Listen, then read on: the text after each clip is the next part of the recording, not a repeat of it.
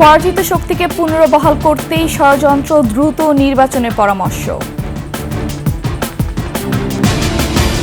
পুণ্ডরিকধামেও চিন্ময়ের বিরুদ্ধে যৌন নিপীড়নের অভিযোগ, ন্যায় বিচার দাবি। এস আলমের পাচারের টাকা আইনিভাবেই ফেরত আনা সম্ভব, খোলা আছে আন্তর্জাতিক আদালতের দ্বার।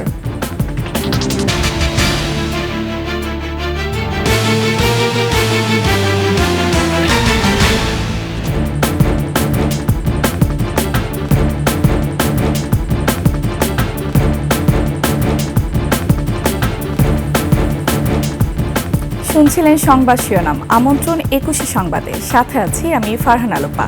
দর্শক, 21 টেলিভিশনের সংবাদ একসাথে সরাসরি দেখতে পাবেন আমাদের ফেসবুক পেজ www.facebook.com/2124 অনলাইনে।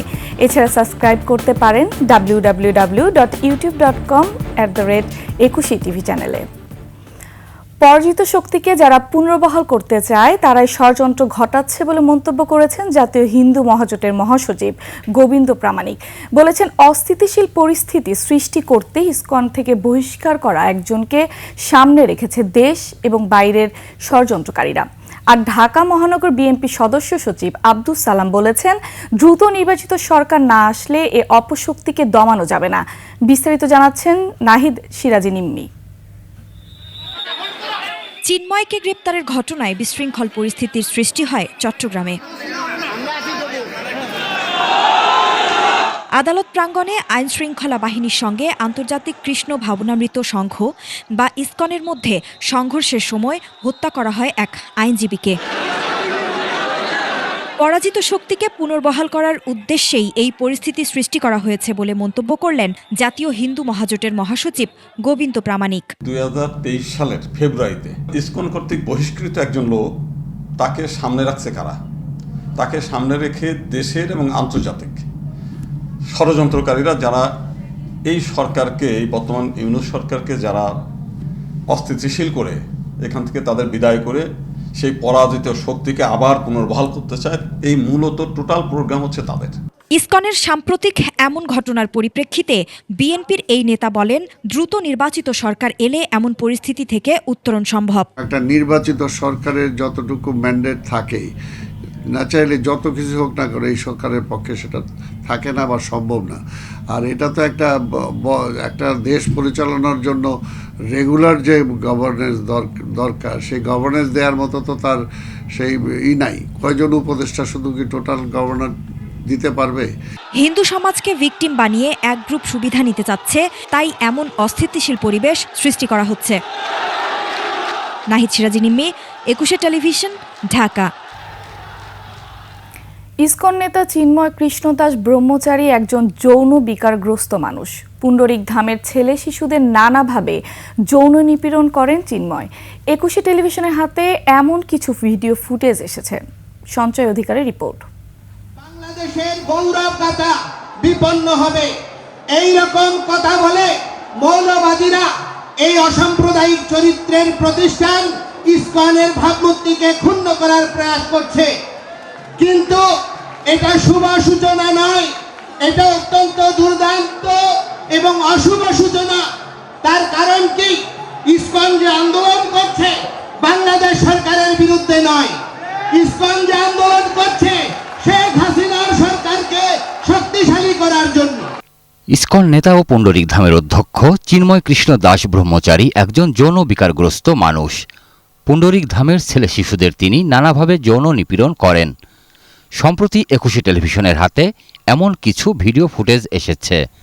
কিছুদিনের মধ্যে পদ্মবন থাকতে থাকতে উনি আমাকে মেসেজ করতে রাখতো রাতকে হলে, তো আমি যাইতাম, কিন্তু এই বিষয়গুলো আমি কাউকে জানাই।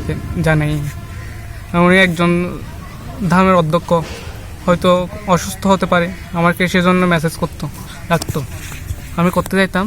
তো চিন্ময় প্রভু আমাকে ভিডিওতে দেখা যায় এসব শিক্ষার্থীকে বিভিন্ন সময় নানা ছলে রুমে ডেকে নিয়ে যৌন নিপীড়ন করেন চিন্ময় ব্রহ্মচারী। এরকম করতে করতে অনেকদিন মেসেজ করতাম, হঠাৎ আরেকদিন আমাকে ডেকেছে, বাট আমি যাইনি বিদায় তখন থেকে সে আমার উপর খুব রেগে আছে। হ্যাঁ, চিন্ময় প্রভু আমার খুব রেগে আছে, আমি কেন যাচ্ছি না। এর মধ্যেই দেখি অনেক ধরনের সমস্যা, এই যে গুরুকুলের বাচ্চাদের উপর যে নির্যাতনগুলো হচ্ছে, হ্যাঁ, জঘন্যতম অপরাধ কিন্তু এগুলো সমস্যাগুলো। এই যে গুরুকুলের এতগুলো ছেলে, নিউ নিউ ছেলে, অনেক ছোট ছোট ছেলে, এদের উপরে যে এত ধরনের নির্যাতনগুলো হচ্ছে, হ্যাঁ, এগুলো ধামের কোনো একটা। শিশুদের যৌন নিপীড়নের দায়ে 2023 সালে একবার তার ওপর সাময়িক বিধিনিষেধও দেয় যুক্তরাজ্যে অবস্থিত ISKCON international child protection office. এমন একটা চিঠি 21 টেলিভিশনের হাতে এসেছে। 2023 সালের 6 অক্টোবর ইস্যু করা ইসকন ইন্টারন্যাশনাল চাইল্ড প্রোটেকশন অফিসের ওই চিঠিতে শিশু নিপীড়নের অপরাধে তার উপর সাময়িক বিধিনিষেধের পাশাপাশি কিছু সময়ের জন্য কীর্তন করতেও বিধিনিষেধ আরোপ করা হয়। তাকে শিক্ষাদানেও বিরত থাকতে বলা হয়। ইসকন ও চিন্ময় ব্রহ্মচারীর অনৈতিক ও সন্ত্রাসী কর্মকাণ্ড নিয়ে সম্প্রতি 21 টেলিভিশন বেশ কয়েকটি প্রতিবেদন প্রকাশ করে। এর ফলে ক্ষিপ্ত হন চিন্ময় ব্রহ্মচারী।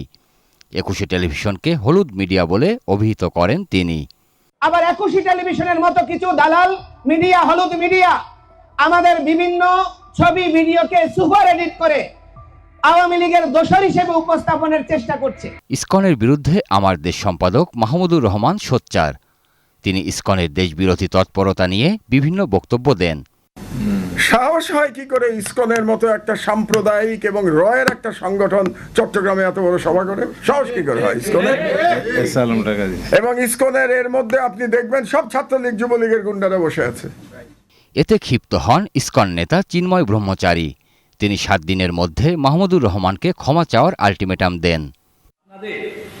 মাধ্যমে জনাব মাহমুদুর রহমানকে অবহিত করতে চাই, তিনি যদি তার বক্তব্য পরিহার করে দুঃখ প্রকাশ করে জাতির কাছে ক্ষমা চায়, তাহলে আমরা তাকে সাধুবাদ জানাবো। অন্যথায় তার বিরুদ্ধে কঠোর কর্মসূচি ঘোষণা এবং আইনি পদক্ষেপ গ্রহণ করা হবে। ভক্তরা চিন্ময় দাসকে ডাকেন চিন্ময় প্রভু নামে, কিন্তু সংগঠনের শৃঙ্খলা বিরোধী কার্যকলাপের কারণে তিনি সহ আরও কয়েকজনকে চলতি বছরের জুলাই মাসে ইসকন থেকে বহিষ্কার করা হয়। 2023 সালে দেওয়া ইসকন ইন্টারন্যাশনাল চাইল্ড প্রোটেকশন অফিসের বিধিনিষেধের সূত্র ধরেই তাকে বহিষ্কার করা হয়। সঞ্জয় অধিকারী, 21 টেলিভিশন, ঢাকা। সরকার চাইলে বিদেশ থেকে এস আলমের পাচার করা অর্থ ফিরিয়ে আনা সম্ভব, তবে সেক্ষেত্রে দীর্ঘমেয়াদে আইনি লড়াই করতে হতে পারে। বিশ্লেষকেরা বলেছেন, সংশ্লিষ্ট দেশগুলোর সঙ্গে যোগাযোগ করে এখনই এস আলমের বিরুদ্ধে ব্যবস্থা নেওয়া দরকার। প্রয়োজনে আন্তর্জাতিক আদালতের মাধ্যমেও অর্থ ফেরতের উদ্যোগ নেওয়া যেতে পারে। সঞ্জয় অধিকারীর রিপোর্টে বিস্তারিত। বিগত হাসিনা সরকারের মদদে দেশ থেকে প্রায় 1.5 লাখ কোটি টাকা পাচার করেছে সাইফুল ইসলাম মাসুদ ওরফে এস আলম। পাচার করা এই অর্থের বেশিরভাগই বিভিন্ন ব্যাংক দখলের মাধ্যমে সংগ্রহ করা হয়েছিল। সুযোগ বুঝে বাংলাদেশের নাগরিকত্ব ছেড়ে সিঙ্গাপুরের নাগরিকত্ব নেওয়া এই ব্যাংক লুটেরা এস আলম পাচার করা অর্থ বিনিয়োগ করেছেন ইউরোপ, আমেরিকা ও মধ্যপ্রাচ্যের বিভিন্ন দেশে। সংশ্লিষ্টরা বলছেন, এস আলম যে অর্থ পাচার করেছে আইনি প্রক্রিয়ার মাধ্যমে তা ফেরত আনা সম্ভব, তবে এজন্য সরকারকে কঠোর হতে হবে। আমাদের দেশের সরকারের আদালতের রায় পাওয়া সাপেক্ষে তারাও যাচাই বাছাই করবে যে আসলে তাদের কোন ব্যাংকে কত টাকা গিয়েছে।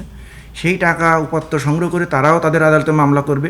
ওই আদালতের তারা যদি তারা রায় পায় যে হ্যাঁ পাচারকৃত অর্থ সঠিক, দেশে ফেরত দেওয়া হবে, তখনই কেবল সম্ভব। কিন্তু এটা পাওয়া একটা দীর্ঘমেয়াদী এবং জটিল প্রক্রিয়া। পরিমাণে খুব বেশি না হলেও এর আগে পাচার করা অর্থ ফেরত আনার নজির বাংলাদেশে রয়েছে উল্লেখ করে তারা বলছেন, সংশ্লিষ্ট দেশের সঙ্গে আলোচনার মাধ্যমে অর্থ ফেরত আনা যাবে। এটা আমাদের স্বরাষ্ট্র মন্ত্রণালয়ের মাধ্যমেই যে দেশে পাচার হয়েছে সেই দেশের সরকারের সাথে সমঝোতার মাধ্যমেই, আইনগত প্রক্রিয়ার মাধ্যমেই আমরা টাকাটা ফেরত আনতে পারি।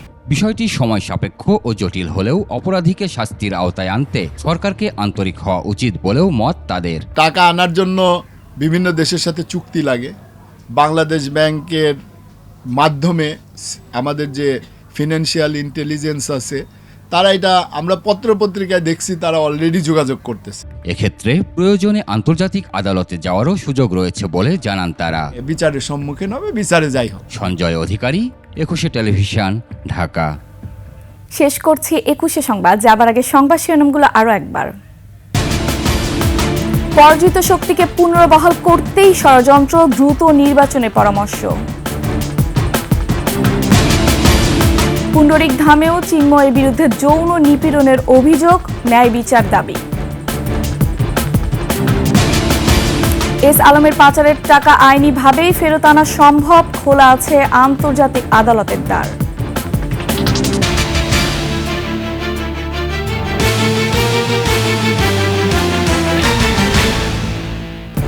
সর্বশেষ সংবাদ জানতে ডায়াল করুন 2021 নম্বরে আর ভিজিট করুন ekushe-tv.com ওয়েবসাইটে। ফেসবুকে ভিজিট করতে পারেন www.facebook.com/ekushe24 অনলাইনে। এছাড়া সাবস্ক্রাইব করতে পারেন www.youtube.com/@ekushe-etv চ্যানেলে। এতক্ষণ সঙ্গে থাকার জন্য ধন্যবাদ। পরবর্তী সংবাদ দুপুর 1টায় দেখার আমন্ত্রণ রইল। একুশের সাথেই থাকুন।